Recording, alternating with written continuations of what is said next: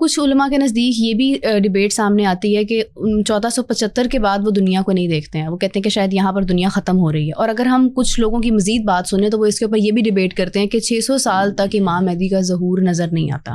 اب دونوں باتوں میں مکمل اختلاف ہے، جبکہ ہمارے سامنے احادیث بھی موجود ہیں، ہمارے سامنے کتاب الفتن بھی موجود ہے، قرآن پاک میں تذکرے موجود ہیں.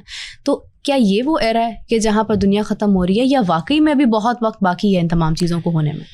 بیٹا اس کے اوپر جو ہے وہ بالکل نہیں کہا جا سکتا کہ 100% یہی ہے، رائٹ. کیونکہ سرور انبیاء سرکار ختمی مرتبت بادشاہ کونین کے علم کا احاطہ ہم لوگ نہیں کر سکتے اپنی سوچ سے. بے شک. ٹھیک ہے، ہم نے اپنی گیون جو اللہ نے ہمیں جو ہے وہ کیپیسٹی دی ہوئی ہے، ہم نے اس کی روشنی میں جو ہے وہ فیصلہ کرنا ہے یا نہیں کرنا. ہم نے اپنے وہ سرکار کا کہا ہوا، اللہ کا کہا ہوا ایسا ہے کہ جس میں کوئی کمی کوتاہی کی گنجائش نہیں ہے، جس میں شک شبہ کی گنجائش نہیں ہے، ہم میں ہے.